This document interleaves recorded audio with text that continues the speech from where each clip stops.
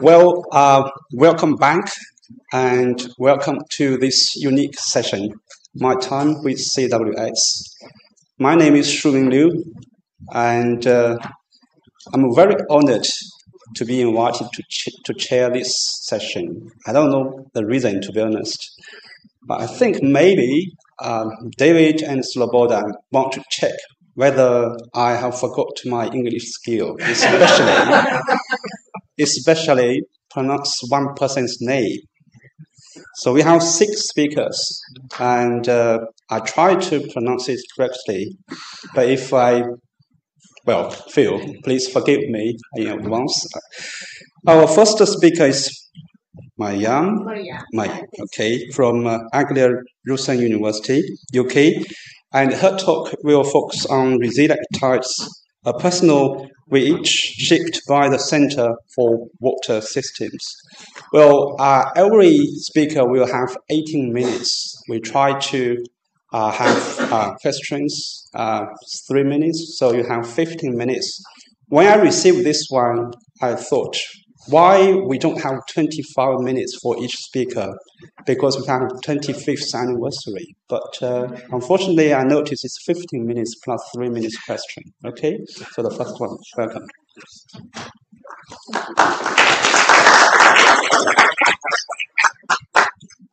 Right. Hello, everyone. Good afternoon. It's a great pleasure to be here. And I would like to thank first David and Slobodan for inviting me. It's a great honor to, first of all, come back to CWS. So Exeter always feels home. So it's great to be back home, wherever you are. That's how I feel, at least. And when they contacted me and invited me for the event, I have to do it. That was the first decision I made. So the title of the talk, when I look at it now, is a fancy title. Possibly I've been in a good mood. That doesn't happen very often. But yeah, that shows the experience I've had here. So I'm going to take you through my journey. That's the story of my journey, what I experienced here in both capacities as a PhD student and also later as a researcher. And when I moved out, how the center has shaped my career till now, and hopefully towards the future. So again, these are all personal reflections and my experience. It was an interesting in the morning, the first session, when I didn't know the full story of how CWS was founded. I knew some details of it, possibly I should have known more, but it was fascinating and quite inspiring and makes me even more proud to be a graduate or former colleague of the people who founded and led the center. So the first session is the session for the leaders and founders. So I am possibly the first person on the other side of the equation, just gonna talk to you about my story and my journey. So, as you can see, my name is Maryam Imani, and at the moment I'm an associate professor of water systems engineering at Anglia Ruskin University in Essex in the UK. So, before talking about this slide, I graduated my bachelor. I'm originally from Iran. My first degree, undergrad degree, is in civil engineering. I finished it in 4 years, followed by 3 years working in practice as a structural engineer, on-site, hands-on. So being in academia was never in the plan. After 3 years of back-to-back frustration with industry and the whole construction industry, went back to academia and I did my master's in Tehran Polytechnic in water systems engineering. And this is where my journey began. But my whole research career founded and started in Exeter in CWS. So I did my master in Iran, fast track, got the EIS Exeter Research Scholarship, and I joined the center in 2008. 24th of September 2008, I arrived at Heathrow and straight away I got lost because instead of standing with meet and greet services Exeter, I stood with the Essex people. In 5 minutes, I was just about losing the bus. I managed to catch it. 4 years my PhD lasted. I graduated on 12th of 2012. It's difficult to forget this. I'm very proud of it. So wherever I go, I put that there. that's the date that I graduated. My first supervisor was Zoran, and the second supervisor was David.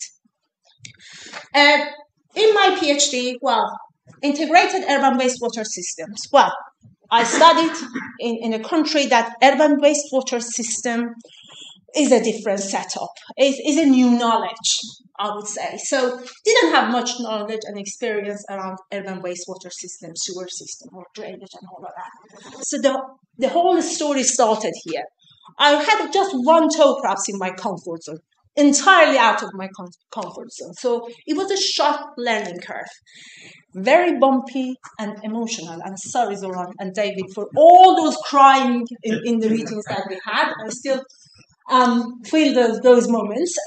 So my PhD focused on optimization of integrated urban wastewater system design and operation. I think optimization was one of the word cloud came up. So I'm no exception. I experienced that as well.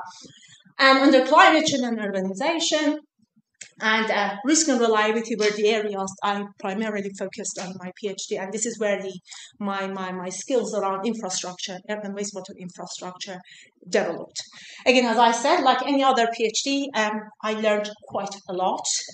It was a lot to take in. Sometimes it wasn't going as planned, but sometimes better. But I benefited from a very experienced and knowledgeable supervisory team that supported me all the way through. Managed to publish like any other PhD, published, attended conferences, and interacted with other researchers in the field. And this is one of the advantages of being part of CWS, especially those Tuesday, I think, seminars. I don't know whether we're still doing that. It was great. They were great learning sessions. So this is a picture we took on the graduation day. Slobodan and David were in the panel on that day. So Ispan was the PhD. He and I started together. PhD student of Slobodan. I don't know where he is at the moment, but we graduated on the same day. And he was my to-go person when I'm stuck with some coding or something. And also, I should thank Guaintao, I don't know where you are, a lot, because he was a postdoc at the time and advised me quite a lot on the urban wastewater systems questions. So this was the journey of my PhD, graduated 2012, fresh out. And then, David Seith and Shore project came. I think it was the start of it. In 2013, for the first 2 years of David Seith and Shore project, as he explained in his session about that, I was employed as a research fellow. 2013, for 2 years, and of course I worked with the core team. I hope that I'm not missing David any name there, but the core team. And of course, the way the project had been set up is a 5-year work. And of course, I collaborated across a lot of PhDs, directly and indirectly involved in the project, with other research flows, with the leadership team. We had a steering committee, externally, internally. So it was a new experience for me. And I would say that in that project, we started my knowledge about resilience, something that to date I'm still involved in research around, that shaped in Seith and Shore project. So everything was from scratch. Around key concepts like risk, well, obviously, in my PhD I had experienced risk and reliability, but again, built on that, resilience and sustainability were the two things that I picked up here, and how we're going to apply it, how we conceptualize and apply that in water systems engineering. And again, as I said, still to date, I'm building on that and I'm expanding my horizon. So from the PhD, I got the infrastructure, risk concept, and then resilience, all new to me. They brought it together, and these are the two, I would say, pillars of my research even today. So these are the pictures, again, from the steering group meetings, workshops we took. I was very young. Moving forward, in 2015, I left CWS to start a lectureship position at Anglia Ruskin University. It's a completely different university. For those of you who don't know, 3 groups of universities, I would say, in the UK. ARU is a post-92 university built on the back of these polytechnic universities. So post-ARU, they're not as research intensive as Russell groups. So I was surrounded with a lot of experts and researchers in the field when I was here. When you go to a place like ARU, yeah, it has its own advantages. But for me, the first 2 years was like a hangover. I couldn't find myself. It took me about a year or two to put my feet down and find myself and start building up what you do. So when Dragan and Godfrey were talking about how they found it and that place grow over time organically, I can feel it because possibly I am at the early stages on that. I am trying to find myself and grow my research. So bit by bit, at the moment, the bid we submitted, GCRF, NERC, Royal Academy, small fundings, medium-sized projects, we grow, collaborated with different things. When you go to a place like ARU, one of the advantages for you is just to work with multidisciplinary people. So you're not in your own zone, but you need to grow outside and work with other disciplines. So I collaborated, again, still working on wastewater systems, still working around resilience and adaptation. What I grew over time was looking at interdependency between wastewater and water systems with other types of infrastructure. We had a very successful MEIR project here, which is now part of the DAF in the UK. Thoughts nature-based solutions was something that in the past 5-6 years, I have invested a lot of time and energy on that, and I'm growing that. And like any other graduate, most of the graduates in Water Center, when you are part of it, computational skills, machine learning, AI, gaming, and all of that, those are the skills over time we develop. So I am no exception to that. So at the moment at ARU, and again, I am in the plus minus 5 years of what I'm doing here. I am leading an international coalition, I would say, alliance with Brazil and India and the UK in the past 5 years. We have completed projects on nature-based solutions / Southall green infrastructure. In Brazil and India, we are running a living lab, although I should say cautious living lab. I would say mostly it's a test bed with India and Brazil. Together, we've got around £2 million of funding together in these countries for that, like a cluster. We work together, and we are creating one in the UK, although we are at the very early stages. So I'm leading that group. We are creating a research cluster. We are at the application stage, accepted, gone in. We are doing the final tweaks to that. So it's called water sensitive design and planning. We are multidisciplinary. We have social scientists, planners. Yeah, I'm going to wrap up. And also, I'm co-leading these living labs. And also, again, I'm leading a research group on resilience and sustainable community infrastructure in my school. And the last one I would say possibly my baby is that it's an experimental, it's a lab, it's a test bed in one of the campuses of the university we have created with SOT features. It's a new campus, and instrumenting and trying to better understand nature-based solutions and test them for their thresholds, stresses, and all of that, and like a more fast learning and how in long term they perform. This is where I am at the moment. Again, in the plus minus 5 years of the work I am. Let's just stop the technicality aspect of it and review some memories, some flashbacks. So it wasn't always studying a lot. We had a little fun as well. So these pictures may resonate with some of you who are here, but we celebrated birthdays together. Fridays going down to Imperial, I don't know whether you're still doing that, grabbing some drinks and fish and chips and all of that. We celebrated Christmas together. This is the picture we went to, actually filmed in Dartmoor, site visits. And this is the last picture, the nice tradition of the center that when somebody is leaving, everybody gets together, giving presents, sign cards and all of that. So this is the last picture, and this is my last photo in my beloved desk in room 275, that I saw that it's been split between Ken Evans and Oano. That's another place now. More memories. Again, Shannon, can you see yourself here? We were down for dinner, again, further celebration. I can't remember exactly what that was. This is a barbecue in Jordan's house. Jordan, you are there, who are not, Jordan is not here.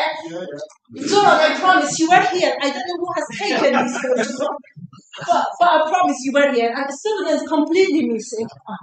And of course, you can see Albert's head there.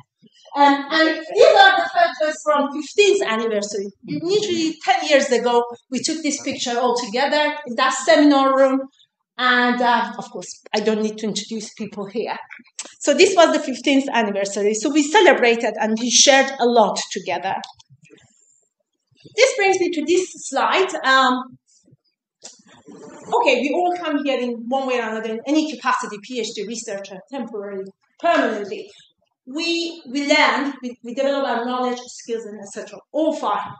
But in my view, what makes CWS unique is because of its founder and leadership. This place has a unique leadership that can create that sense of belonging that makes the people travel continents to get here and celebrate and share these happy moments with everyone. In my view, this unique leadership is the crown jewel, as Zoran said. That's exactly that it is.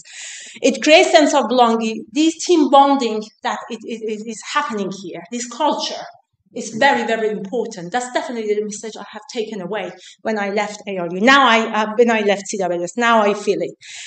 The team is supportive, the team is approachable. It doesn't happen necessarily everywhere. The team is, you get a chance to work with a multidisciplinary team. The center is well connected, so you don't need to make a lot of effort sometimes for connections. While you're outside, this may not happen that easy. And of course, it's a hub for innovation. Sometimes for innovation, you don't need to go very far. Many of these innovations are at home. So yeah, in my view, these are very important. So that brings me to my and last slide. So I would like to thank the founders and leadership because they foster distinctive culture that cultivates growth and excellence. I think at the center, people, they have played a pivotal role in shaping and influencing water industry on a global scale. And I think the proof of that was exactly what Slobodan presented. So I would like to congratulate CWS for its 25th anniversary. Wish CWS more success, and I hope one day you celebrate your 1 centuries anniversary. I'm not sure. Thank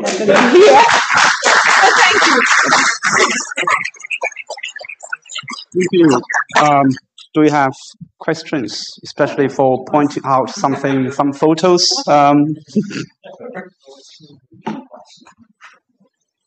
They are very nice, you see. No questions? Yeah, I cried a lot during that. Oh. Very clear. Very very.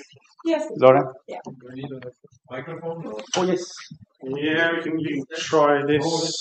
I'm not going to throw it, but someone else can. To give you a box. Someone else can throw it off. I don't want to get. All right. There you go. No? Is it on? Yeah.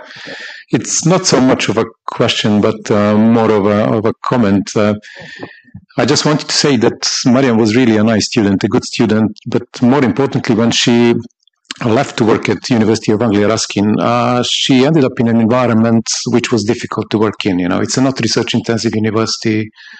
It wasn't easy to develop a career. She pretty much established opened up a new line of research there, and I would just like to commend her for that.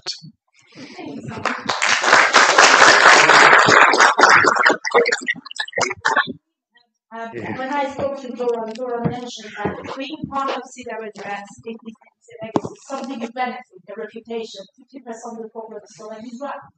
Even to date, I benefit from that. It's just I refer back and take the credit for that. And also, Zoran also mentioned that, do they have any water expert there? Do they have any research around water that you know? Think about it. You may make your own empire there. Thank you very much.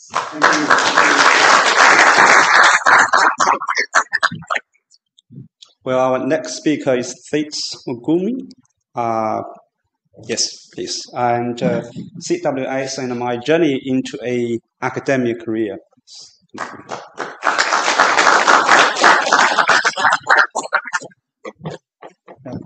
Good evening, everyone. I'm really glad to be here to give a presentation on CWS and my journey into an academic career. I'm Seith Mugume.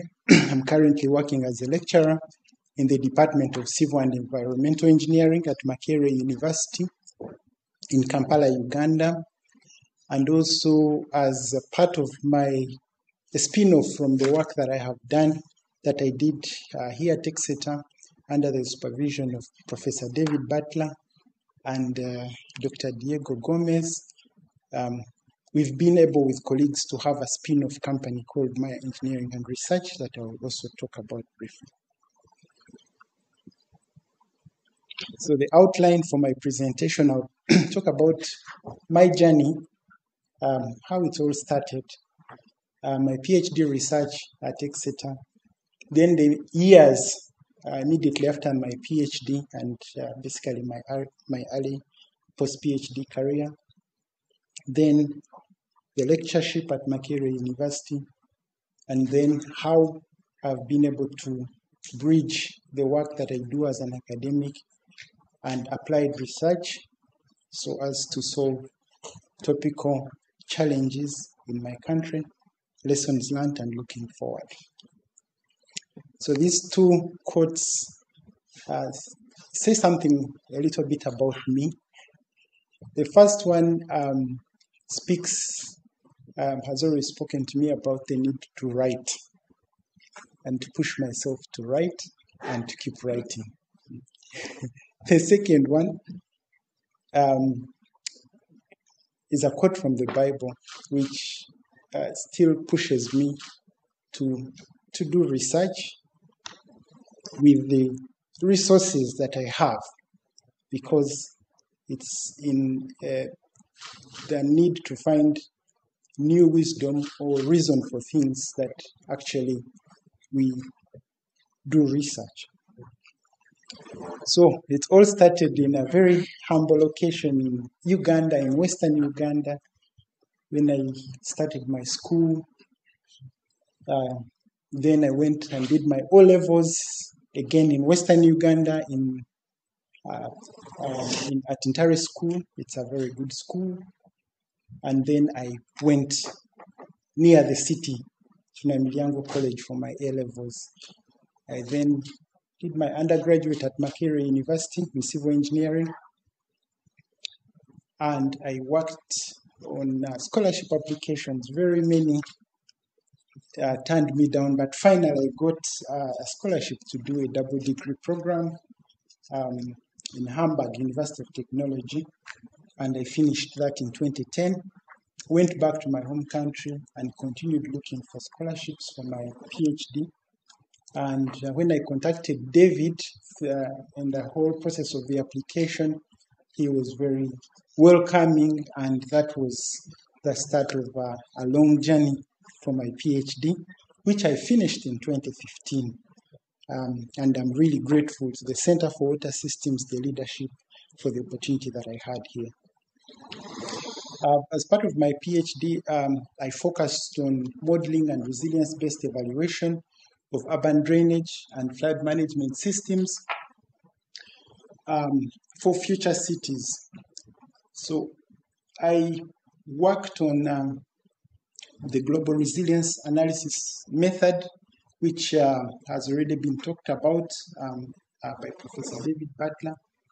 And we developed a tool where we linked the US EPA stormwater management model with MATLAB to be able to run literally hundreds of thousands of scenarios of the system, but looking at conditions that would cause failure, and then based on that to be able to quantify the performance of the system, not only during the normal, or what we call the design loading, but also look at how it performs beyond the normal, or what we call the unexpected or extreme loading conditions. And we used both synthetic case studies and a real-world case study of Kampala City. And then finally, we tested how the system would perform through implementation of specific adaptation strategies that we studied. So as part of my PhD, we were able to publish the findings in 4 journal articles and a couple of conference proceedings, and it was linked to the Safe and Sure project, which has already been talked about. My experience, Maryam has talked about the very many experiences. I'll just pick out the specific one. For me, one of them was the birth of my son, Ethan Daniel. He was born just 6 months into the PhD, and that changed the whole equation. But for the better, just more focused, maybe not so much time for social, but I tried to socialize, but I just needed to focus on a few things. The second part was finding a local church in Exeter, called River Church, which is now called Rediscover Church. I had found a very good support group there. I was volunteering as a coordinator for the Commonwealth Scholarship Commission, as a regional coordinator for the Southwest, bringing together students from different universities in the Southwest of England and having a couple of events. I did a bit of cycling. I used to ride a bicycle. Now I have stopped, so maybe I need to continue. Through the Clean Water for All project, which was being led by Professor David Butler and Professor Razia, I was able to be seconded for a research exchange program to the University of Arizona for 1 month, and that also helped me to look at my research topic using different lenses. Yeah. One of the last key highlights was the acceptance of my first manuscript. I always knew that I wanted to write, and I actually started earlier on trying to write, but I was not quite getting it. And so when that acceptance came, it really pushed me to give my all, my energy, and push towards completion. And I was actually able to finish within the funding period of 36 months. Even with the birth of my son, even with all those things around living and working as a PhD student. And then I completed on the 27th. Like Maryam, I still remember the day of the viva and the completion. And then I returned to Uganda just a few days after. Returning to Uganda was bumpy. I needed to find a job. I had a family. So I was sending out my CV and telling everyone who could hear what I had done and what I had to offer. And so the first job was I worked with an electricity generation company, government-owned, and my job there was to coordinate the work of project management consultants and panels of experts that were working on the project, developing 2 hydropower stations on the Nile.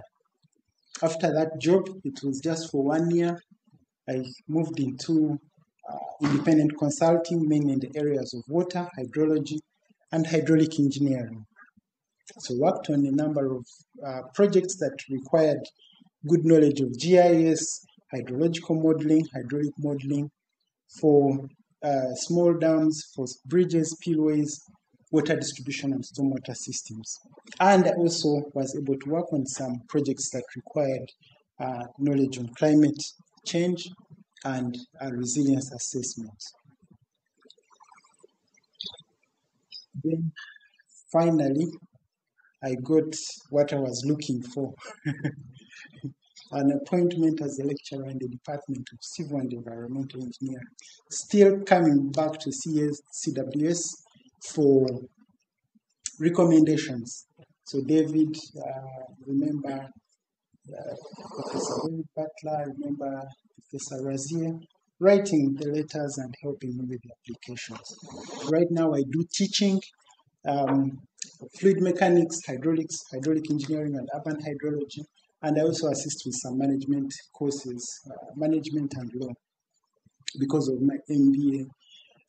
Research, I'm really building on the research that I was doing here at the center, mainly working on topics related to hydrological and hydraulic modeling, water systems, resilience studies. And more recently, I've started working on areas to do with coastal or inland lake flood risk management.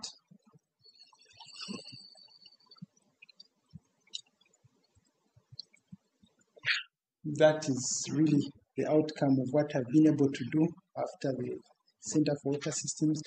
When working in the developing country context, you basically are overwhelmed. Your classes are very big. My average class is about 80. When I used to do some tutorials here in Exeter, my average tutorial class was maybe maximum 15. So you really have to divide yourself and see what you can do. Even when it comes to research, you're basically trying to come up with an output, a research output, with the bare minimum of resources, whether it's computing, whether it is software, whether it is, but still have been able now to stabilize and get back into some meaningful research. I will talk about the last bullet.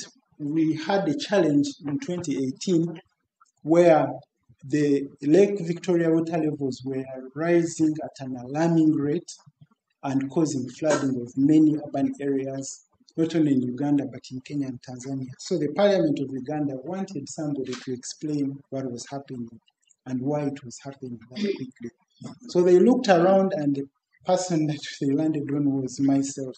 So I had to prepare a presentation on lake water balance, the relationship between the water balance of the lake and the releases at Ginger, and it triggered a new area of research that I'm actually currently working on, and still I've come back to the Center for Water Systems, specifically Professor David Butler, for assistance in that research, and I think it has turned out to be a fruitful piece of research. Lastly but not least, I will talk about how I've managed to bridge academia, engineering, and applied research. As I've already mentioned, as a part of my PhD, I worked with software, with automation, with basically trying to find solutions. Now, that is a critical gap in Uganda and in many of the East African countries. There are many problems that require solutions that need software, that need automation. But sometimes you find in the universities they are stopping somewhere, and also in the industry they are stopping somewhere. So that critical gap, I came up with a couple of friends, and we started MEIR Engineering and Research, which is mainly trying to use these tools, whether it is software, models, to solve topical challenges. And through that, the challenges we have at the university, for example, no resources to buy professional software, or what are now being solved through MEIR, and it's working on a number of projects in water, climate change, and resilience that require not just typical consulting, but a link between engineering and applied research. Lastly but not least, what lessons have I learned through my journey? Diverse teams tend to do better science than homogeneous teams. Academia is about discovering, but also interacting with bright, young and bright people. Combining academia and entrepreneurship enables identification of topical society challenges that need research. So the applied research aspect comes in. Lastly but not least, opportunities are not straightforward. They really require unwrapping, and that is really my story. I've had to unwrap everything, and I continue to do so. So looking to the future, I need to strengthen my scientific track record, new research collaborations, and ultimately to grow to a professor. That has always been my dream since childhood. I'd like to acknowledge some people, my wife Stella and our children. They are all there together with my parents. This is a very recent photo. Dr. Michael Kiza, he was my supervisor for undergraduate, and he helped me with most of my scholarship recommendations. Professor David Butler, I can't thank him enough, and I will continue to do so. Professor Ralph Waterpole, and of course the late Professor Eric Pasha. Thank you.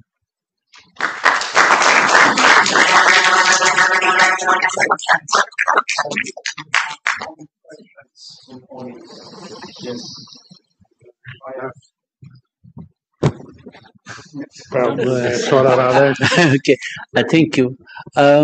It's not a question, but I just wanted to thank Dr. Mugume. It has been a delight working with him while he was doing his PhD.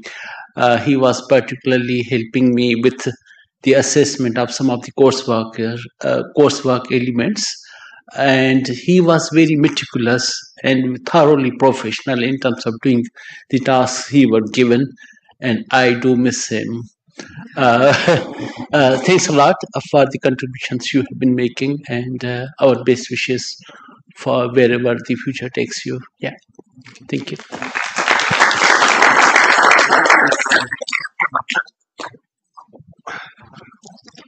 And our next speaker is Kobus. Yes, and his title is very special. My time with CWS. Thank you. Thanks for pointing that out. I couldn't think of how would you expand that, because that's what I'll be talking about. But I did see some others being successful in that. Thank you for the opportunity. It's just wonderful to be here. I'm going to talk about, as you know, my time with Center for Water Systems and before and beyond. This is me. I was a PhD student 98 to 2001. Before that, I did a degree in civil engineering and then a master's in water supply for firefighting. And then I worked in the water industry on water distribution systems for about 3 years before an opportunity opened up at my university in Johannesburg to join them as a lecturer. And it's always been my dream. So I wanted to do teaching. I come from a family of teachers. And so this was a great opportunity for me. And I decided I'm going to work in distribution systems and then got a Commonwealth Academic Staff Scholarship to do a PhD. And looked around. The internet was sort of very young then, but I found Dragon had a website, and so I contacted him and put his name on the list and got the scholarship. And that's how my path with CWS started. And from here on, everything is just because of and due to and with CWS. So it's really been a key to my career, and that's why it's so great to be back. It's like seeing my family. So Dragon and Godfrey were my supervisors. Here are some of the people who joined in the office with me. It's Martin, it's Werner, Roger, James, there's Jenny, and you know that guy. Dragon, this is Zoran and Mark Engelhardt. So we all sat in sort of one office, and it was good fun. This is some of my life in Exeter. My wife, Hanli, was also a civil engineer, and she managed to get a job working with Andrew, who's going to be talking a bit later. And so that helped us to be able to afford slightly above student level of living. So this advertisement there was for, this is an estate house outside of Crediton. And we lived in the servants' quarters at the back of that old house, and it was just fantastic. This is my mum, and my dad's taking the picture. Dragon joining us for dinner. This is our car. It was the most wonderful car I've ever owned. When we bought it, it's a little Nissan Micra. We called it Vili Villa. And the bus drivers weren't very friendly people back then.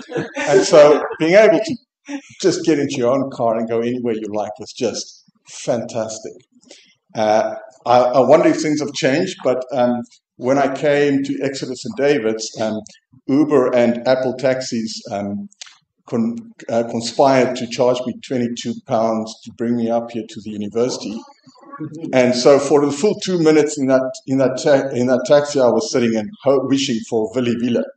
But One of the things I did was join the local cricket team. It was at Plymouth Inn, was a local pub in Crediton, and we would play in the summer 6 to 10 in the evenings. This is just one of the magnificent old historic cricket pitches that we played on. Not that I'm much of a cricket player, but it's wonderful memories from back then. Here are some of the other people. This is Fernanda and Jorge and her family. This is Jim Davidson, Florian, who's here with Janae at the time. And there's Zoran and Nella and Werner and Sandy. It's me and Hanley, and that will be Rodrigue and Constance, their kids. So we had wonderful times with friends and family around Exeter and the region. And then it opened up the world for me, being able to go to conferences. And here are some of the conferences. Zoran and Florian and I went to Atlanta to must be the EWI Congress there. Orlando, apologies, Orlando. We gave Florian a hard time for wearing that hat in the airport. And he said, well, where should I can't put it in my bag. This is the only place to put it. And there are some of our experiences. And then you get to meet some of the really big people in the field. So there you see Brian Carney, there's Dragon. This is Paul Boulos when he was still poor. He was poor enough to pay for dinner for everybody normally. So you'd always try and get into the dinner spot with Paul. This is Brian Carney and there's Grand Dandy. So, you know, it opened your eyes to the world. It brought you in contact with people from across the world who you could talk to and share ideas with and learn from. And that was just part of the wonderful experience. 3 months before we left, this little guy came.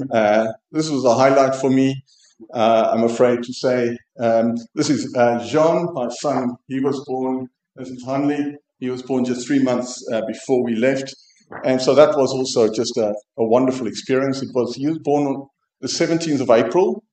And I remember driving home from Exeter Hospital to Crediton and these yellow flowers, what are they called? The daffodils. Yeah.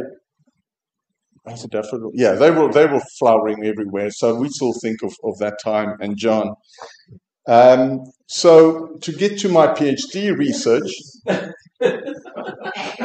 my PhD experience, we were talking about the CCWI conference that was hosted here in 1999. That was just after I started in September of 98. And I knew Jim Huber from South Africa. He came out there and presented a course for us. And so I invited him to stay with us in our house in Crediton. And we sat in one of the pubs outside the station in Crediton. And he started explaining to me how this whole hydraulic network modeling works, and I kept this, and I managed to dig it up, before here. So you can see a couple of birdies, Laniki, because I was working on operational optimization and Raoul and Brie, and then all the derivations, and he was particularly on the change on one of these equations that still doesn't make sense to me, but anyway. So that was a great experience, and I still remember that vividly. One of the books that I read was this Fermat's last theorem. And this is about Andrew Wiles, who figured out the last and proof for Fermat's last theorem. It's a huge event, and it's a wonderful book because it explains the human person story, but also the mathematical story behind that. And when you at school or university, you learn and you're taught derivations from, you start by this, and then you do this, and then you do this, and then you get to the answer. So in the back of my head, that was always how maths worked.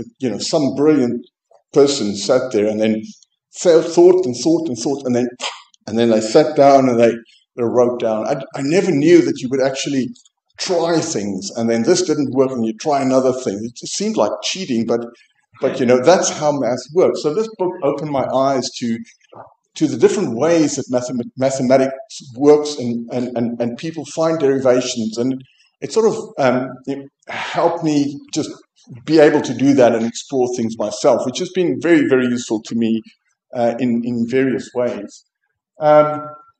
One of the things that I had to do was I started out by writing my own solver because of my Commonwealth scholarship. I didn't have a particular project, and Dragon, who was my main supervisor, style was, I'll leave you alone to figure things out for yourself, but I'm available. And it was just wonderful for me because I could spend time exploring ideas, and it was just learning and trying to do things. I had these wonderful ideas. I'm going to improve the GAINET algorithm, and I had to write my own solver, and part of that was the sparse matrix that you have to set up, and then you have to invert that, and there's a very special way that you do that. And there's a book by Liu and George, I think, and they deal with these what's called positive, definite, sparse matrices, and I invert them. And so very usefully at the back of this book, they have this code. And the idea is you can just copy down the code in COBOL or whatever it was, and then you run it. But, I was using C++, so I had to sort of convert it, and they use go-to statements and all sorts. So I needed to figure out, how does this algorithm work? And you could see that I started here doing arrows and trying to figure out, how does this work? Because this is supposed to make things easy, right? And then I took an A3 sheet of paper, and I started and just tried to figure it out. And after a week or two, I had to give up, and I had to go and actually read the book, study the theory, and figure it out from scratch, because it was quite ironic that this code was supposed to be really useful. So, but these were all wonderful experiences because it learned through so many things through that process. This is my thesis.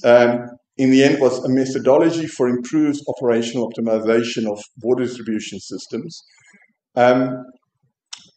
Everything I tried either didn't work or it got to be the same as it already was. So I never got anywhere.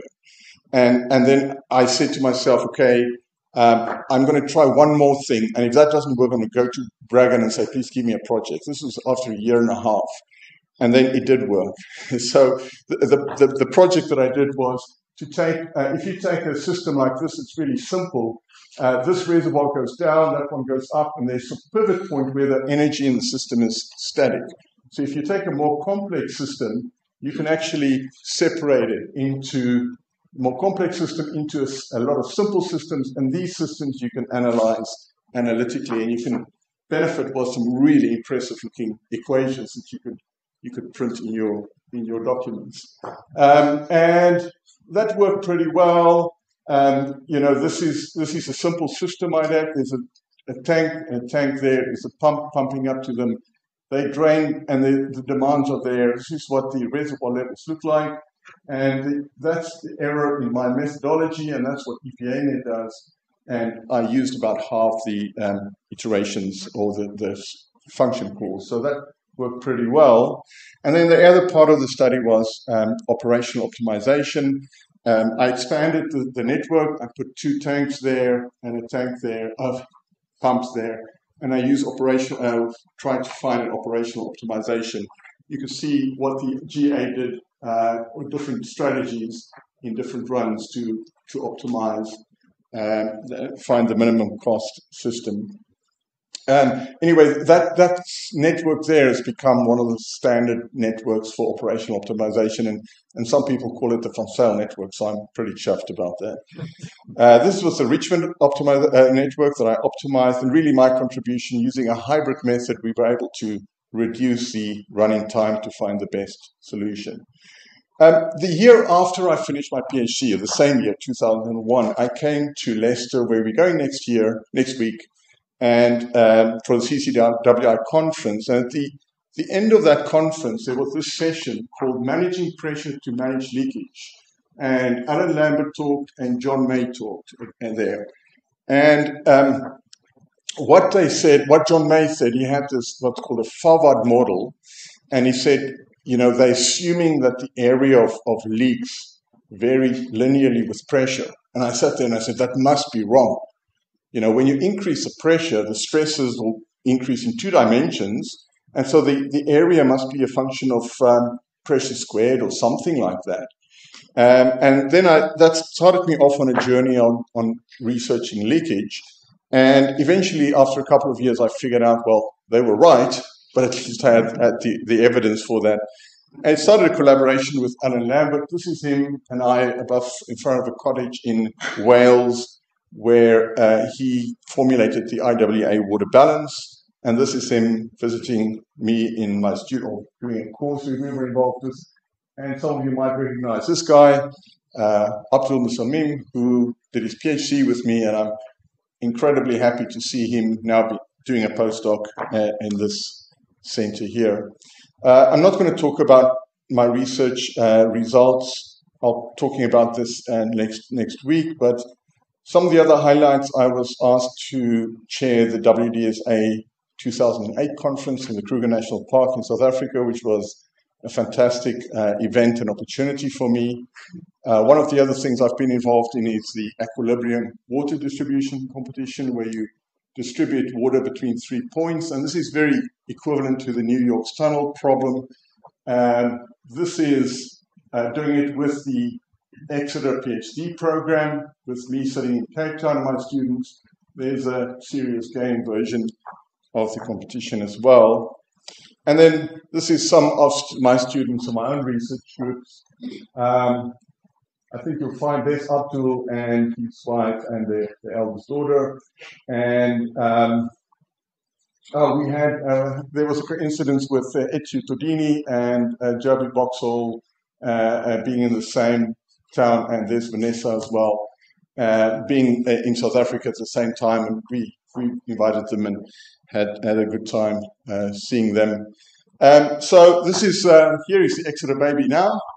There's Ankia, my daughter, and Hanley and me, and our cat, Eleanor. So I hope if ever you want to get as far as physically possibly away from the UK, that is New Zealand. So if you ever come that way, please let me know. It'll be wonderful to meet up and have a glass of wine on the CWS there. Thank you very much.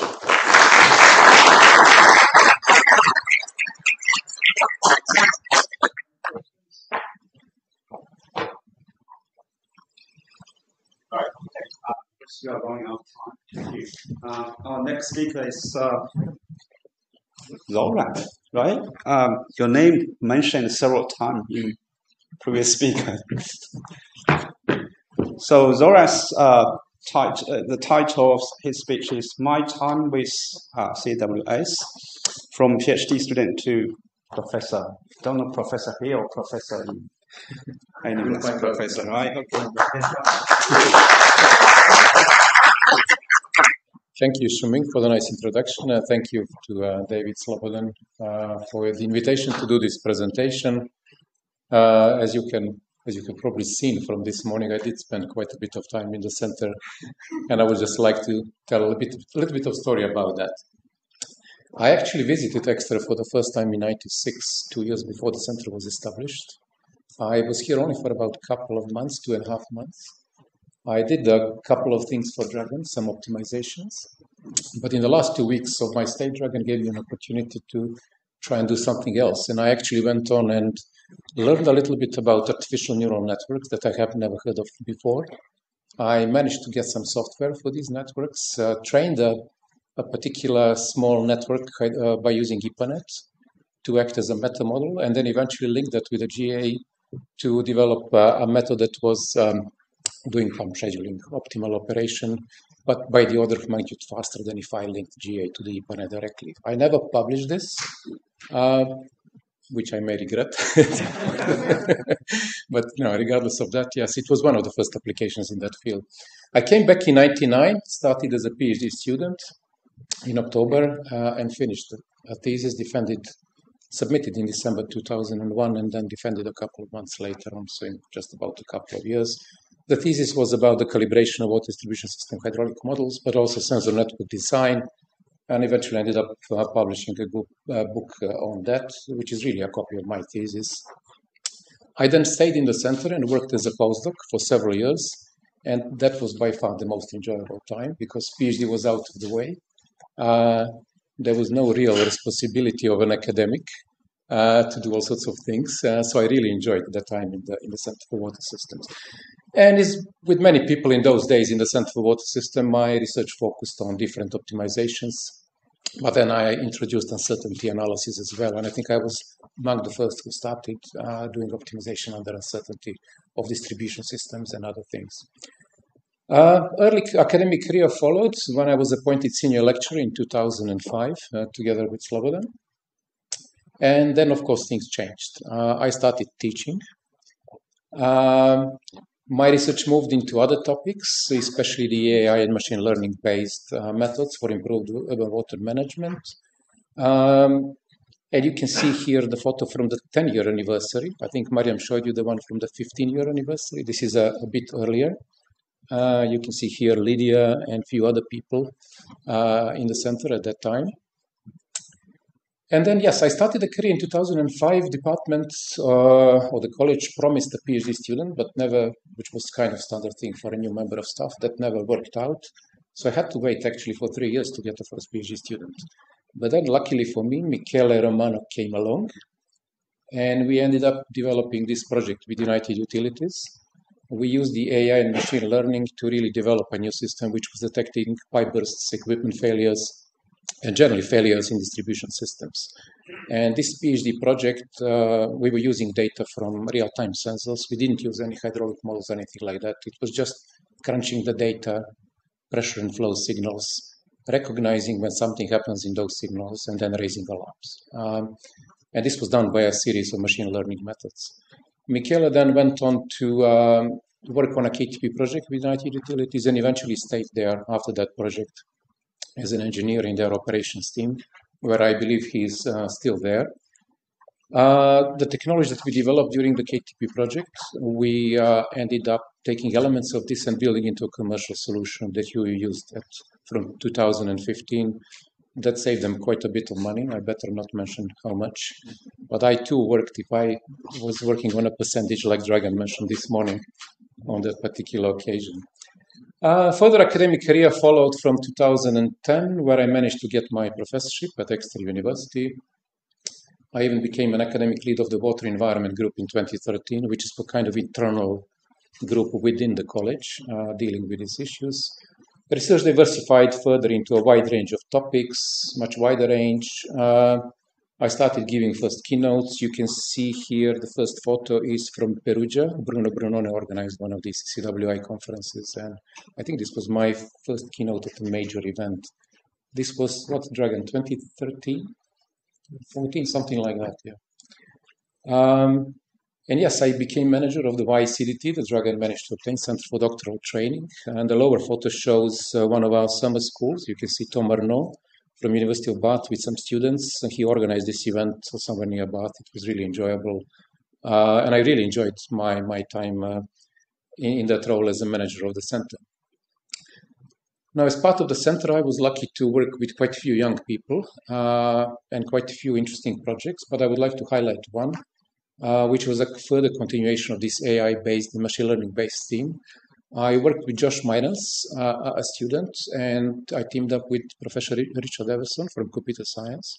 And together we developed this methodology which uses AI to detect in an automated way faults in sewer pipes, structural faults and other faults from images from CCTV, standard CCTV images.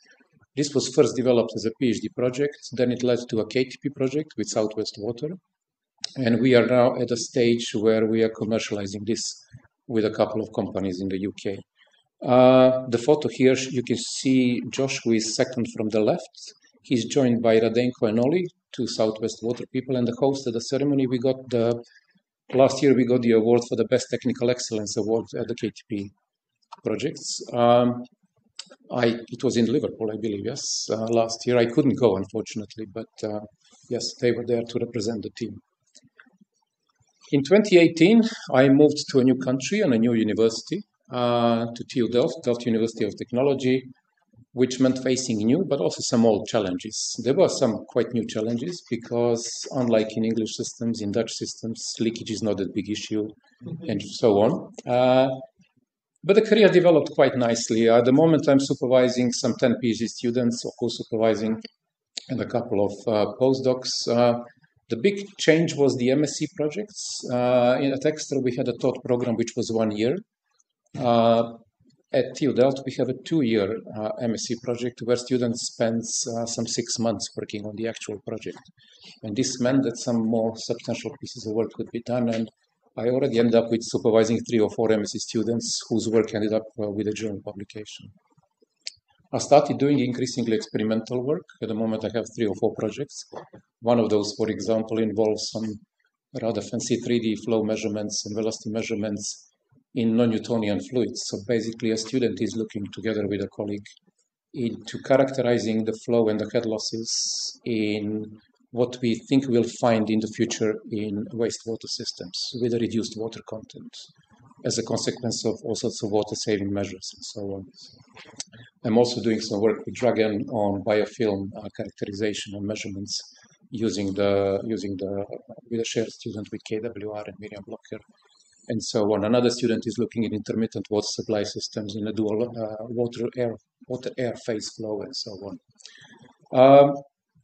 I, of course, moved into addressing an even wider range of topics related to urban infrastructure, and I'll show you this in a minute. A couple of photos.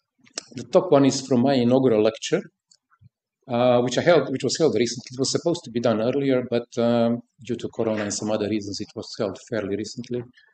What you don't see in the photo is that I had to wear a special dress, special suit, which dates back centuries. It's some sort of tradition, which took me an hour. I went before the whole thing to the specialized shop in town, and it took him half an hour to dress me up.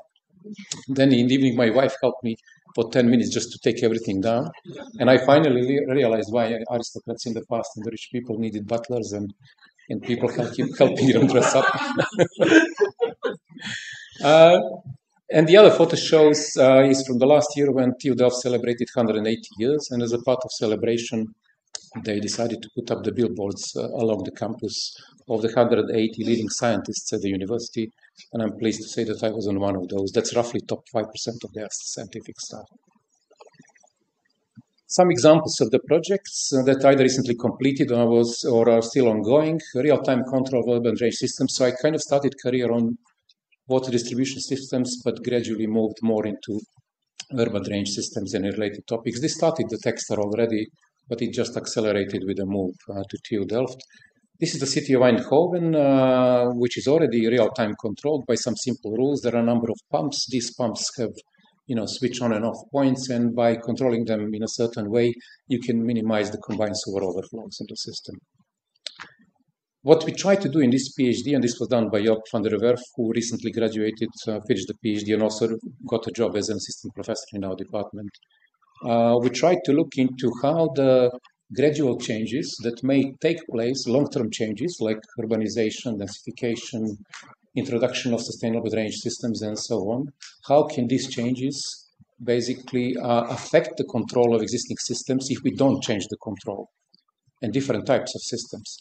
And we looked into heuristics-based, advanced heuristics, model predictive control, and so on. And to cut the long story short, we basically found out that depending on the type of changes and where these take spatially, you can find all sorts of things. Sometimes the existing control systems are perfectly fine to continue into the future for a while, but sometimes not.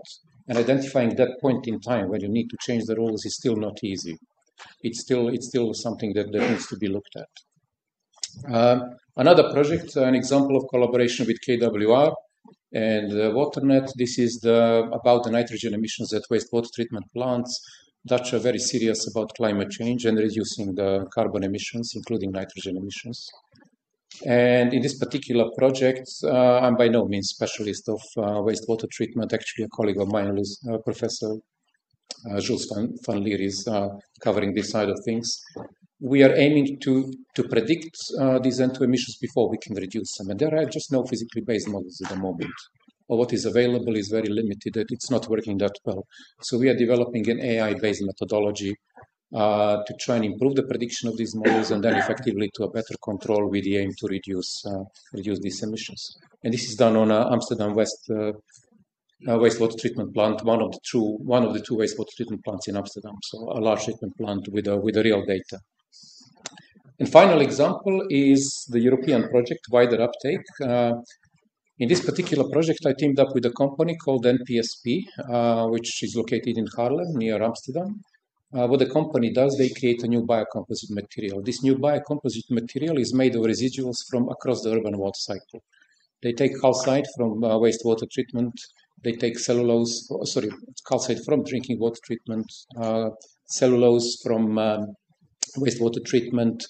They take even grass clippings and other things from surface water management. Basically, dry this out, clean, bring into a mold, combine with some resin, initially epoxy resin, lately bioresin, and then basically create any shape you want. What you create this way is a hard material which can be used as a substitute for wood or even aluminium. And in this case, they teamed up, in this photo, you can see they teamed up with Waternet, with Amsterdam Water Company, to introduce these canal bank protection elements made out of this new biocomposite material, which helped Waternet, of course, then show that they are reducing the emissions and so on. And this is a little weir on one of those canals, also made of the new biocomposite material. It's quite strong, although it can be brittle sometimes. This company went further and created these facade elements, for example, made out of this material. And one of my students is doing experimental work on leaching tests, because there are elements of wastewater here and so on. We're trying to see if these facade elements are affected by the rain, or those elements in the canal are affected by the leaching. Would there be a danger for an aquatic life and so on? And you can also make some nice products like these lamps and so on. Basically, you can put this into any shape in a mold and create nice things. Okay, so where am I now? I tried to summarize this in this slide. It wasn't easy. Yes, quite a few publications, one away from a milestone. Supervised quite a few young people. Yes, this was all fueled by funding. Did quite a few invited talks. Actually, the number of keynotes accelerated since moved to TU Delft. I examined quite a few PhD students, just came back from Switzerland, where I examined the PhD student at ETH Zurich. If you're wondering, out of these 17 countries, what is the most exotic one? That would be the island of Mauritius. It was really nice. Nice thesis on leakage detection and numerical and experimental work. I can see some of you smiling, but sadly, no, I didn't travel to Mauritius for the defense. And so on. The two photos you can see here, the left one is from 1989 when I graduated. It's taken in front of the University of Belgrade and in front of the monument to Nikola Tesla. The right one is from Delft when the university did some science story on my work. This is from the Corona time, I think 2021. So you can compare the two photos to see what the numbers did to me and my physical appearance. But you can also notice a very similar dressing style and a similar haircut, which my wife told me she likes that there are no big changes there. Some concluding remarks. I really enjoyed my time in the Center for Water Systems, especially the early days. I firmly believe it helped develop my career.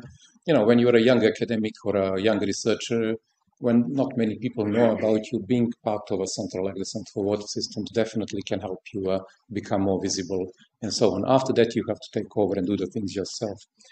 I continued collaborated with the people in the Center for Water Systems since I left. I'm very happy to continue to do so as well. And as a final slide, if I may, I know this is a little bit taking advantage of the event, but I'm co-chairing a big conference in Delft next year, the well-established International Conference on Urban Drainage with my colleague here in Lagenfeld. You see the date here, it's in June next year. We expect about 600 to 700 people. The call for abstracts is open. And I hope to see as many as possible CWS researchers and other people at the conference. Thank you.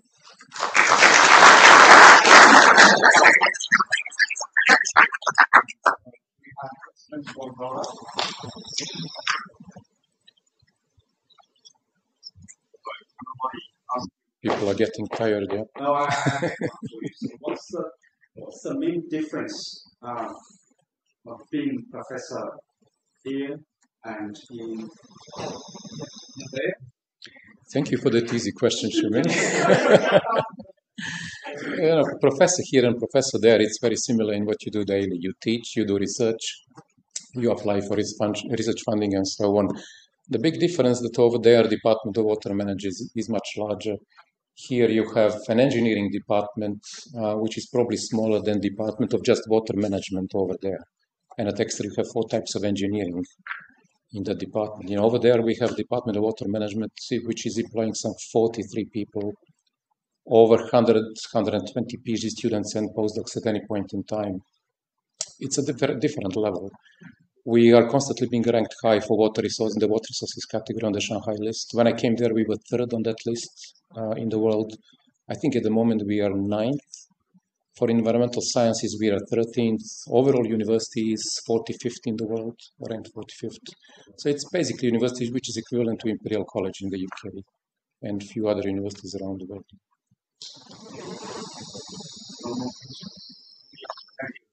Thank you. And next, Lydia will taking us to travel on the EU route for research. Well, hello. Thank you very much for inviting me in this event. I have been here for, I still am here, part of me, for 20 years now. The 20 years were on the 29th of August, because it was 29th of August 2003, the first time I came here. So, sorry, how does it move forward? Forward, that's it. So my story short, I was in Athens. And in 2003, I came to Exeter. I was a lecturer at the National Technical University of Athens, initially for a sabbatical. And who invited me here? I think it's Dragan somewhere. He found me in Greece, and we knew each other from 1999, where we met at the CCWI here. But I knew Godfrey Walters a long time before this, ever since I was a PhD student doing my PhD in Greece, because we met at a conference. And he gave me some very useful advice. And at a time where internet web services and web journals did not exist, he sent me also some hard prints of his publications that were very, very helpful for my PhD in Greece. And I also thank him at the inaugurament of my PhD in Greece. So I knew them for quite a long time. And then in 1999, came here at the Center for Water Systems for the first time, for CCWI, which was held here. And a couple of years later, Dragan found me at another conference in Greece and said I was due a sabbatical, and said, why don't you spend the sabbatical with us? Which I came and never left. So I stayed on and never went back. I liked the people, I liked the research, I liked what was happening here. And I started working mostly on, I would say, 90% of my time on EU projects. The first year, yes, I did my own research work, produced some nice papers, 3 papers in my year, journals about fuzzy logic in multi-objective optimization for distribution networks. But then I stayed on, working more and more on EU projects, of which I'm going to talk about. And Exeter became the door to Europe for me, because before coming here, I had no idea about EU projects. I didn't know what it was, how it worked, how to get them, how to manage them, and what we could get out of them.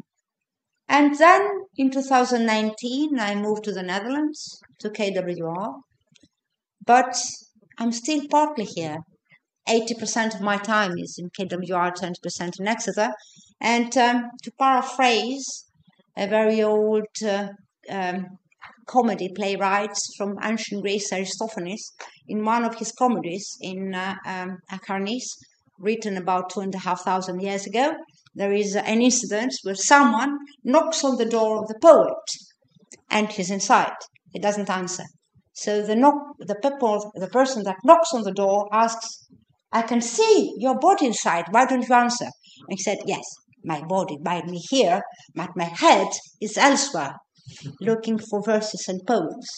So yes, my body might be in the Netherlands most of the time, although I come in Exeter because I have family living in Exeter. But my mind is always in Exeter. And I don't think there has been a single day since the day I left that I didn't exchange at least one email, sometimes many more, with people in Exeter working together, especially in EU projects. I suppose Albert is the person I'm working more with. Yes. Albert, has it ever been a day that we didn't exchange anything? Any Skype message or SMS or something? Yes. So we are working together a lot. So KWR was an opportunity to expand my participation in my work in Europe and take also Exeter along and help as much as I could in the collaboration in new projects. So that's my story in short, perhaps not so much in short, and now I'm going to give some highlights. There were some turning points. The first steps in new projects started here in Exeter early in 2005, where Dragon told me we have a new project and Godfrey called Aqua Stress FP6. You're going to get involved in this. I had no idea. I remember the first project. It was a big one with about over 40 partners looking into water-related stress. It's the stepping stone where I learned how EU projects work. A few years passed, and in 2009, I had my first successful bid as Exeter called WasserMed. You heard about it from Slobodan earlier. And that was where I learned how to write a proposal and continue to learn more about EU research. In the meantime, we had some failed bids, but 2009 was my first successful one, and it was a very big turning point for me. It was still now we moved to FP7, and the biggest turning point came in 2012, a few years later, with a project called iWidget, where we were coordinating it. Dragan was the coordinator. And that was a big stepping stone. I learned how to manage projects overall, what clustering was about, and more, as you can see. Because this clustering of projects led in the same year from Brussels to the ICT for Water cluster, which is, this iWidget was a part of 5 sister projects, and the first time that the Commission in Brussels funded big projects on digital water alone. And as a main theme, we got one of them. So we were on the 5 projects which were the founding members of this ICT for Water cluster. And this ICT for Water cluster was born the next year. I remember we were in Brussels, the two of us with Dragan, and the AC officer turned to us and said, "You are going to cluster with another 4 projects." We looked at each other. We didn't know what the cluster was, but we managed. We built the cluster. We managed also, it was a very big opportunity for networking because of some of the other people we met in the cluster. We are still collaborating at I don't know how many projects, EU projects. And the ICT for Water cluster was the main EU space for digital water EU projects, which was formed and established with funding 2 years later with a project called Widest for the first Horizon 2020 project we got. It was formalized because we had, it was built. Networking, the functions, what we're going to do. We were the main dissemination and communication partners in this, which meant we did all the networking across Europe. We built a very strong network through Widest, and then came the golden years.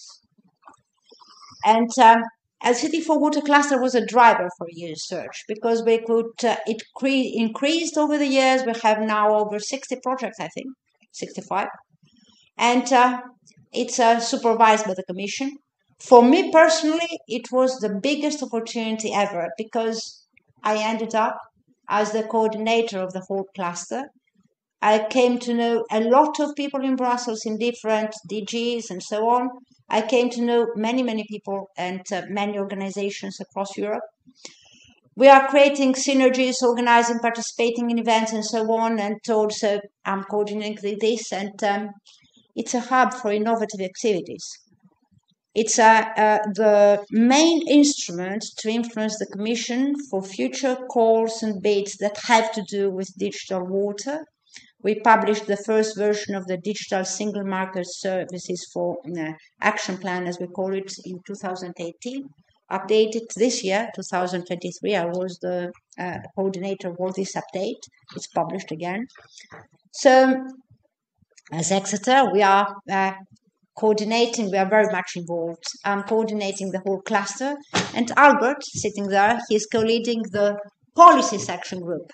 Not policies in general, policies for digital water. He has published also the need for digital water in Green Europe. That's a publication by Albert.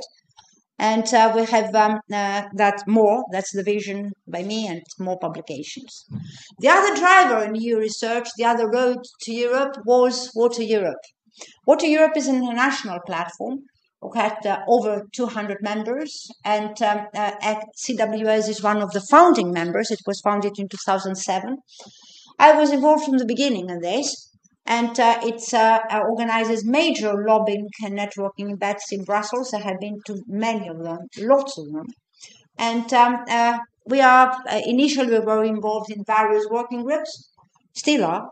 But now Dragan and I are both in the, I would say, the Digital Water Vision Leadership Team since 2021, 2 years ago. Dragan representing KWR and I'm representing Exeter, CWS. And we are co-hosting events now. We are streamlining ICT for Water with Water Europe. It becomes bigger and bigger. We have all sorts of events happening in Brussels. It's the major, I would say, driver for getting EU projects, and CWS is very well represented in it. The golden years, that was what Slobodan said earlier, and I agree. Age 2020, when it comes to EU research, were the golden years. I was involved personally, or very big roles, or significant roles, because no one can write any bid alone, in 15 successful bids with the Centre for Water Systems, with the Centre for Water Systems plus KWR, and because I left in 2019, the last projects with KWR only, some of them. Lots of them. I have put all the logos here, but the funding was over 6.3 million euros for CWS alone. And I'm not talking about the total budget of the projects. That's it goes in the hundreds. But what it helped is build and fund a stable and growing group of researchers in KWR. Many of them are here today. And also, apart from the publication, it built also links with Southwest Water, which we took on successive projects to Europe. And I have personal roles in this, evaluator for several calls, and also, as was said, the growing network of contacts among the EC and other institutions. And then Brexit came. It was a shock. We didn't know at the beginning what would happen, and in the beginning, nothing happened. Theoretically, we were still in for H2020, so we could participate, but it became harder and harder to get as a partner in projects because the other partners didn't want us. And for me personally, it became even harder to continue coordinating the ICT for Water cluster after December 2020, where it was the official exit. I was very politely told by the Commission that my passport nationality was fine, I'm Greek, but my affiliation was not, because they couldn't have a UK institution leading a cluster of European projects. So in the meantime, an invitation came from KWR, so I moved to KWR at least 80% of my time to get an affiliation that is compatible with Europe. And I keep also my heart and my mind here because I want to help in the whole thing. And yes, The landscape after Brexit, we're getting projects. Yes, we're getting more and more. We can see that we're looking on climate resilience and data management ecosystems, which is the data spaces for the water sector, which are being created in Europe. We're looking into AR and VR and those type of applications. We have a seminar tomorrow with this type of projects, which are the most recent we have with Water Europe. And the most important is that we are in 2 mission projects, which are the Ikaria and Natalie, because mission is a new big thing for the Commission for climate change adaptation. It's huge funding going in special projects that have to do with climate change adaptation. And we are, from the beginning, as CWS, with major projects in it, which are a very good thing, and I hope it will continue. And yes, we need projects. We need more and more projects because the EU funding cannot replace the UK funding cannot replace the international and the multi-country participation that we have in European projects. For instance, in the latest Natalie, which starts tomorrow, the 1st of September, we are there in Exeter. We have, I think, 16 countries. We cannot have this type of funding in UK alone, or even in bilateral. So we need them. And we'll continue bidding on this, and I hope we'll be successful. Thank you.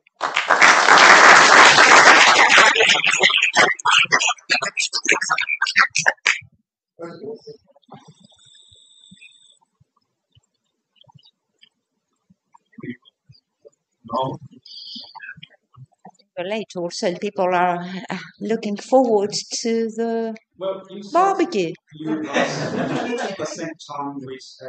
Yes, that's right. Shuming, Yes, can I ask? yes, please.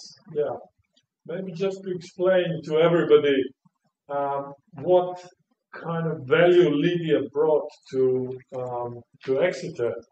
We had this iWidget project, and we had the reviewers. Oh yes, this story. Who said at one point that we plagiarized something in the report. I put it here. That's that.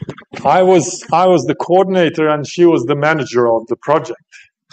And usually when you go for a review, your trousers are shaking because those European officers, EU officers, were really kind of heavy on us, coming down really heavy on us. And I said, we were talking what to do, and I said, you know, I have to go and try and explain the situation. No, she said, and I said, Lydia, you do what you feel is the best thing. So she sent them a message saying, if they don't retract, she's going to sue them. So I was going into a meeting with these project officers, and I was expecting, because, well, I won't mention who they were, but I was expecting really bad time, because other, 5 projects, 4 of them coming out, and each and everyone coming out like this. Oh, God, gone through this kind of quagmire. And I come in, Lydia comes with me, and they come and say, oh, Dragan, how can we help you? And I thought it was a total disaster what she did. So she was much better than me. Anyway, that was just an illustration of what we actually had with Lydia, or have over the years. We still have, I hope. Have, I said. I corrected myself, Lydia. Right. She will sue me as well.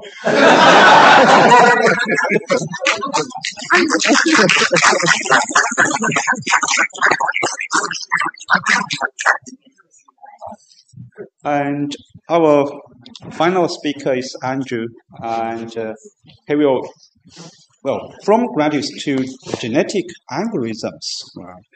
Thank you. You can just okay. I'm very conscious of the fact that I'm standing here between you and a barbecue, in the rain or otherwise at Reed Hall. So I'd probably need to keep my comments short so that the socialising part of this event can get underway. So I'm Andrew Southall, and my association with the university goes back to September 1992. And that was when we opened an office in Exeter for what became part of the Ewan group of companies and has been referred to a little bit by others. These 4 amigos, I think, of which 3 are here, and Ken on the left, on your left, were the most influential people in my commercial life. I can say that without fear or favour, because meeting them and trying to understand them and reckoning that if I could translate 10% of what they said into 1% of consultancy work that I could deliver somewhere else, then I was onto a really, really good thing. And Ken in particular, who was, and I really struggled with this in university parlance. I think when I met Ken, he was either head of a department of engineering or he was the head of a school of engineering, which then became a college, which is now part of a faculty. Why is it you academics have to keep changing the names of things? What's it all about? There's more rebranding at this university. I cannot imagine the amount of money that's been spent on rebranding, but don't even get me going on that. So I feel very humbled, really, because I've only got a bachelor's in environmental science and a master's in environmental technology. And I was director of Ewan Group for about 17 years. And I'm now semi-retired, so I can speak a bit more openly, probably. And my day-to-day involvement in the water industry has declined significantly, but I have recently been appointed as chair of trustees for West Country Rivers Trust. And there's now 40 plus river trusts across the UK. And one of the things that probably isn't getting much attention is that DEFRA is a very weakly funded government department. And as a consequence of that, the sort of constant salami slicing of the Environment Agency budget means that their ability to deliver, even on their statutory duties, is probably at risk. I probably ought to be cautious in what I say. But the consequence of that is that they need to lean more and more on the River Trust movement across the UK. So we opened an office down here, and I borrowed a couple of staff from an office we had in Bristol.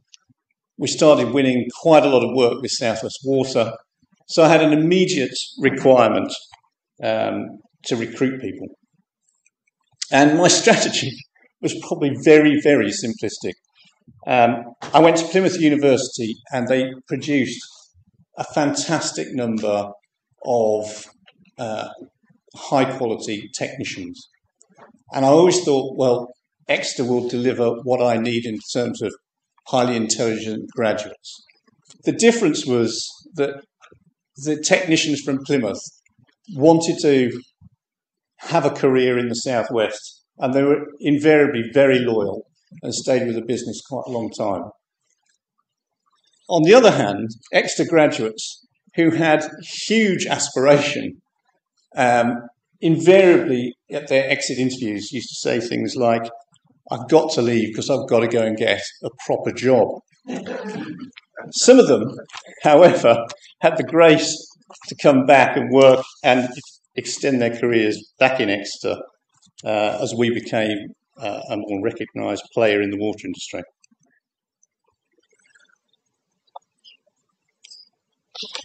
I think one of the things it is important to say about an industrial, engagement or business engagement with a university is it's way deeper than just trying to recruit a few graduates. And I think one of the things I learned was I needed to immerse myself in how does the university function? What does it do? How can I benefit from what it's doing? but what can we as a business give back to that university so there's some quid pro quo. And, it started with things like student programs around summer placements, MSc projects. We had an undergraduate student. She managed somehow to work part-time for us throughout her undergraduate experience. And then Ken Evans came along, and I think by then it was a School of Engineering, and he set up an industry advisory group and invited me to sit on it. We met twice a year, and there was quite a lot of discussion about degree programs, but there was a lot of discussion about what does a business want from a School of Engineering. And we had these face-to-face sessions with the VC to get his take on how the School of Engineering was doing. And that was quite interesting to hear just how important the School of Engineering was to the overall, well, not just wealth, but what the School of Engineering could bring in other than just income generation, but in terms of its relationships. And it was my first experience of a university and business being able to interact in a confidential space to discuss mutual benefit. And I think when I look back now, and I've been out of the business as long as I was in the business, from a Young Group point of view, we benefited hugely from, and lots of people have talked about teaching company schemes and knowledge transfer partnerships. And we had 3 KTPs, 2 were excellent, 1 was a complete disaster. But what I found invariably was whether a project came to fruition or not, we were benefiting all of the time from the ecosystem, which is the Centre for Water Systems. And I might have a conversation which I half understood with any number of members of the team, and my benefit was being able to translate that and create commercial value out of that. So we were excited about the business benefits we could derive through innovation and delivery of practical research into the water industry. And so I suppose the deepest period of engagement post the industrial advisory group, which I have to say the VC shut down at some point, was what I've called the genetic algorithm years. And Godfrey and Dragon, which were a challenge. And I mean that in a positive sense, because they were a constant source of ideas, and they kept challenging us to look at things differently. And I've mentioned neural networks, fuzzy logic, and even genetic algorithms. And there was a slide way back at the start, which I think Dragon pulled up, and I had to say I'd forgotten the extent to which we did manage to embed some genetic algorithms into projects. I mean, I've said later on here that we seem to do endless pilot projects. And, in the consultancy world, what we were trying to get was sort of framework agreements, which would go on for 5 years. And we never achieved that with a genetic algorithm approach. But the business, it didn't matter too much that we didn't get those framework agreements. What it gave us was a point of differentiation. And it also gave us access to academics who constantly provided us with challenge to do things differently. And that, you cannot measure that in pound notes. You just cannot measure it because unless you engage in those conversations. And I used to say to my staff, I have to have 10 conversations with somebody from South West Water before I'll get one project. But it was exactly the opposite. I could get 10 conversations with Centre for Water Systems, and I'd come away with 100 ideas. So it was just immeasurable, really. And the other thing that it did was the Centre for Water Systems provided our business with a sort of template for our other offices around the UK to build university partnerships. Sheffield was very productive for us. We had a dabble with Imperial, but David Butler chose to leave and come to Exeter. So that was a benefit, actually. And then in 2006, November 2006, we sold out to Michel Parkman PLC. And suddenly, I'd sort of had to give back all the toys, the car, the keys, of running a business with 300 people in it. And I have to say, I felt slightly lost until Dragon came along and said, would you like to have a honorary research fellowship with the Centre for Water Systems, which I bit his hand off, really.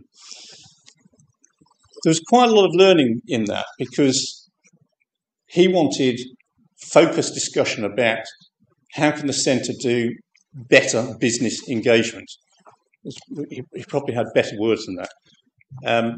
And for me, it was the first time for me to sit inside the university and learn about the tension there is between the financial drivers of REF output and the funding that flows from that versus the business imperative to find new approaches, but to keep them unpublished to provide commercial gain. Those two things, there's a massive tension in those two things.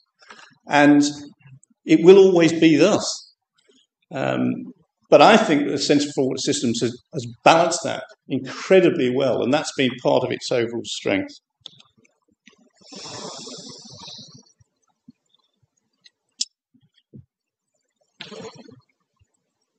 As well as business engagement, I just want to congratulate the Centre for delivering so much successful research outputs, multiple projects. You've seen it all day today, and I was lucky enough to be involved in the one project with David, which finally got published in 2010. And post 2010, my interactions decreased significantly, and I started working more with small startup businesses and businesses that were seeking change and high growth and stuff like that. However, that led back to an appointment about 5 years ago. I've got this ridiculous title of Entrepreneur in Residence. And the University of Exeter is part of, I can't remember, there's 6 or 7 universities on the Set Squared Business Accelerator program. And I mentor those businesses. And I'll give a quick shout out for our rainwater, because I think Pete and Sarah might be here. And I'm mentoring them at the moment. 2016 came along, and with David Butler, we both joined as trustees of West Country Rivers Trust. And for me, that has kept, albeit a small level of engagement, but it's given me a new perspective on the challenges facing the water companies across the UK, and this relationship between the water companies who need to abstract water and their acknowledgement, tacit acknowledgement that there are occasions when they damage those catchments. There's a lot more that could be said about that. So I just want to congratulate you guys. I want to say thank you for so much that you put into our business. I want to say thank you for the work of so many people who interacted with us over those years, particularly 1998 to 2006, and I wish you well for the next 25 years. Thank you.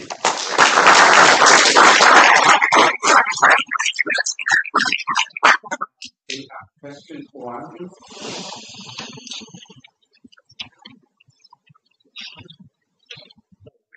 If you have questions, you can ask in the up queue section.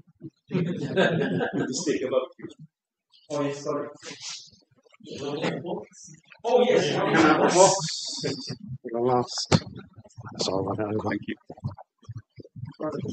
Yeah, I could probably end up killing somebody, but not ideal for your session. Thank you. It's lighter than I thought.